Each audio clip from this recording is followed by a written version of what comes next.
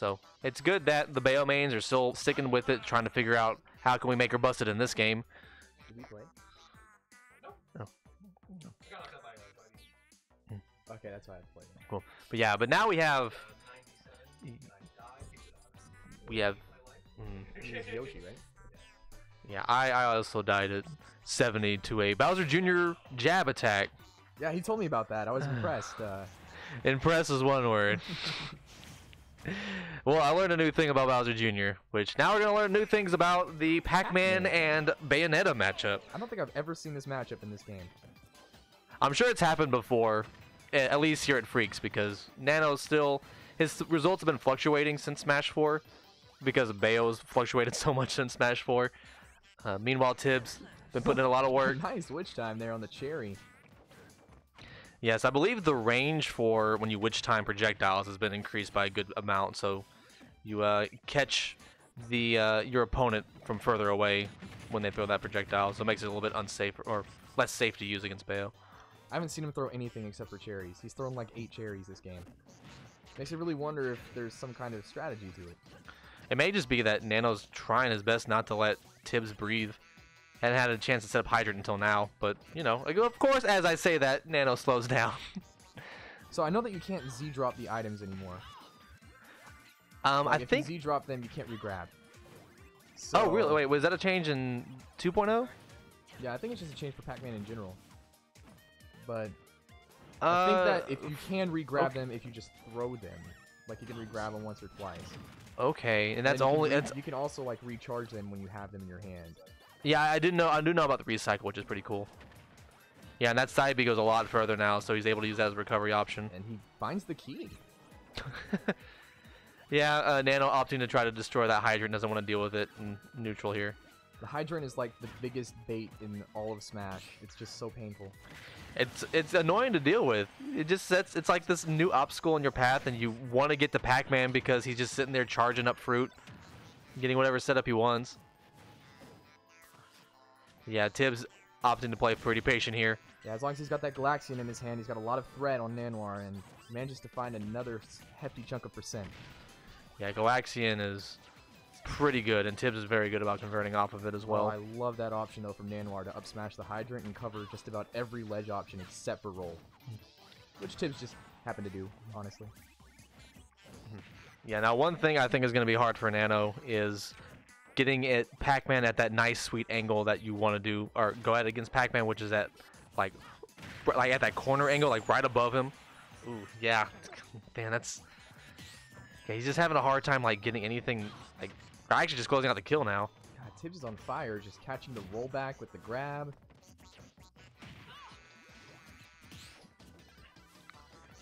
Yeah, Tibs just kind of gets to do what he wants. He did 2 pack grabs in the span of 2 seconds. You can't say that about Smash 4. No, you cannot. I think he's using that to his advantage, actually. Like, the fact that now that it's a lot quicker, and we all subconsciously are like, you know what, it's Pac-Man grab, I can punish it, right? And then he just grabs you again.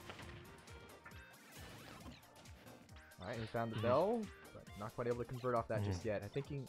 See, you're able to re-grab it, but if you Z-drop, you can't pick it back up. Okay, that's just for Pac-Man with fruit? Or is it just how fruit works? I think it's just how fruit works now. Okay. I'm not a Pac-Man main. Yeah, I'd have to try that, because that's, because that would be something I'd want to do, actually, is Z-drop and re-grab. And that, yep. That, I imagine Nanoir did not expect that side B to go that far, but my god, it goes far. But...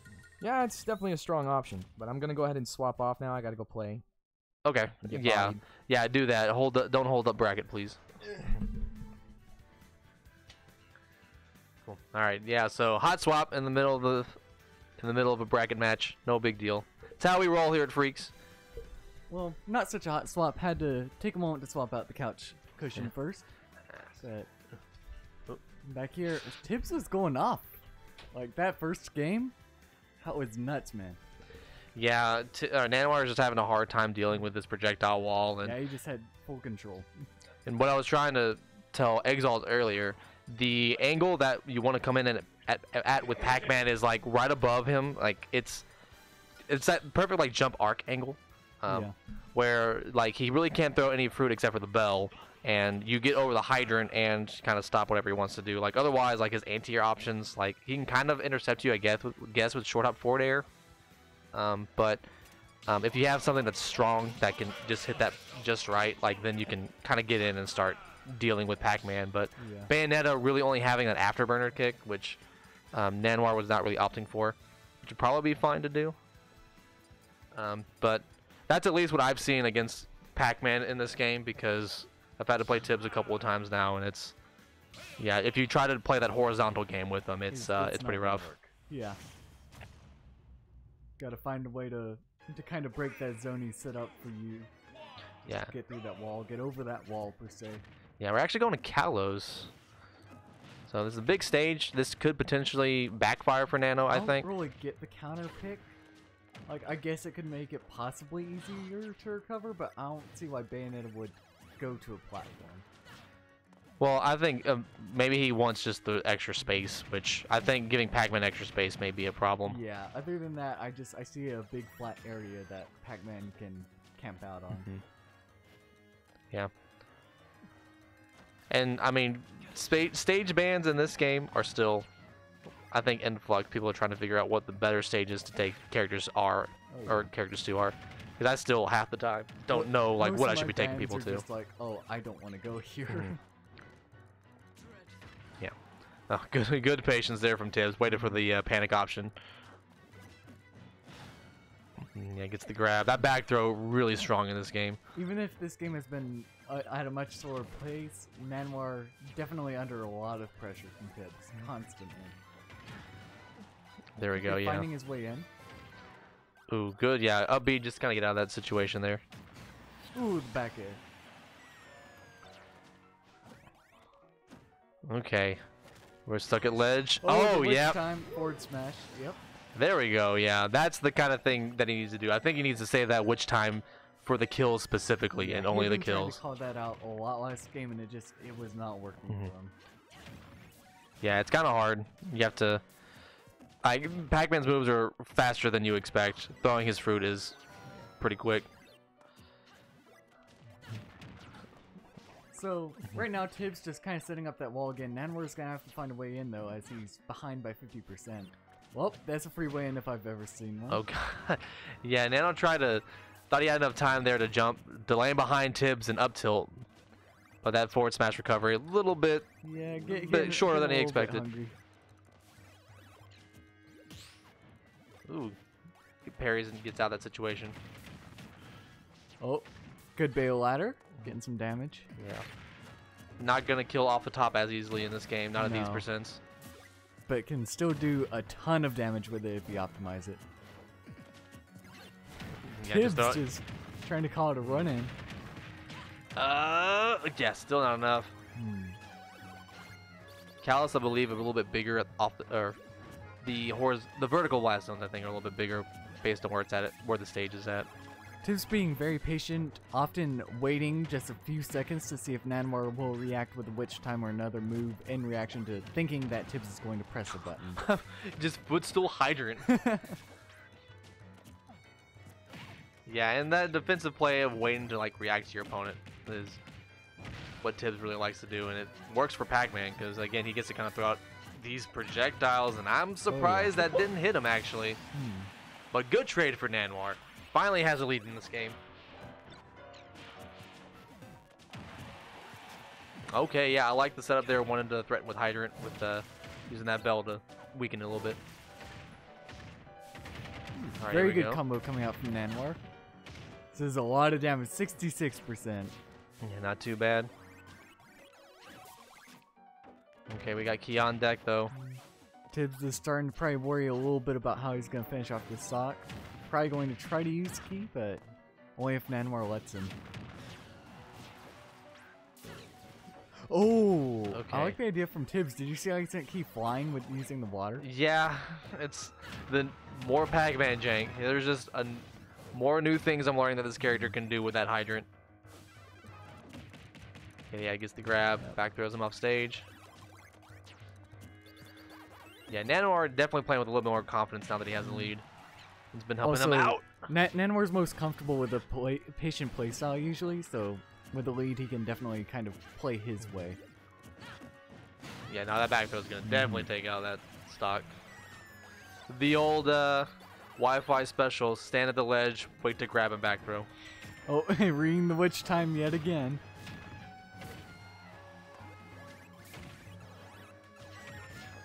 Okay, yeah, just gets out of that situation, just goes to that platform. Tibs is just standing there waiting. Okay, there we go. Gets it back air. Nanoir taking that game too. There we go. That was a good adjustment there. I can kind of see why Nanoir made the counter pick now. He could just kind of stand on those platforms and wait for Pac-Man to throw anything he had at him. Yeah, that is true, because that does kind of go along with what I was saying about that angle, where she can just literally be at that perfect angle where Tibs has to like come up there to approach and use like Bell, I guess, maybe to pressure those platforms. Yeah, exactly. Okay, taking just a second here. So it looks like we're going to Battlefield. I'm kind of surprised Tibs didn't ban that. Maybe he did a Lilat. Yeah, probably did a Lilat. Maybe. Kalos. Yeah. Yeah, he's questioning why Tibs. But he probably banned Lilat and Kalos, I guess. Yeah. Okay. Yeah. Yeah. So yeah, Yeah, so probably Pac-Man item play, and then. Yeah. It's like Lilat with the tilting platforms and stuff would not, or the slopes that is, probably wouldn't be that fun for Pac-Man. So I'm guessing that was one of his other bans. Cool. Yeah, Nanoir is very content to just let Tibs kind of do what he wants, which, you know, hadn't touched him yet, but wants Tibs to commit to something, since, you know, being across the stage like that is not that threatening, because there's only so many options you can do. Like, Tibs is going to get something rolling here soon, and Nanoir's going to have to respond. Okay, opting to go in. Getting caught by the tail end of that fire hydrant. Yep, got him with a bell forward smash.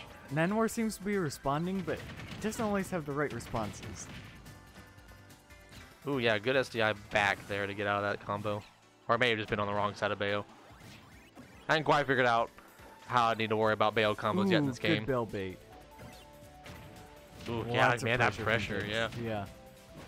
Like, he had Nanoir straight up trapped there. Yeah, but Nano being patient, okay to just sit there and shield. But wow, yeah, good back air. Yeah, just keeping that pressure on Nanoir. Tibs showing what Pac-Man can do. Just can wait all day long.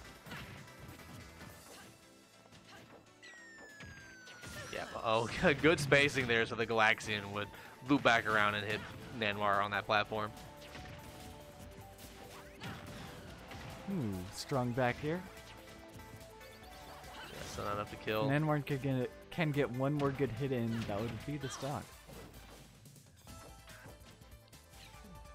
That one's actually really scary in my opinion, man. Alright. Yeah, forward throw. Yeah, still living.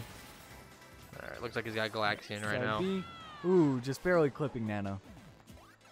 Yeah, it's crazy how far that move goes. I still, every time I see it, I question why it goes that far. Okay. He gets that back here. He's trying to set up a fire hydrant, but it despawned before he could launch it. Ooh, there it is. All right. Good. It's been a minute since we've seen a witch time, so that's good. Or I guess a witch time that worked. Yeah. Yeah, but still, the deficit, he's going to have to find out something. Yeah, very good way of dealing with this situation there from Nano. Okay, here we go. Oh, yeah, I caught him trying to jump over, misspace it, and Tibs able to forward smash. Nanoir was seeming to begin to deal with the item play a lot better, kind of understanding the route that most of the projectiles took, but then Tibs just completely cut him off guard with that forward smash. I think that was the last thing Nano was expecting there. Yeah.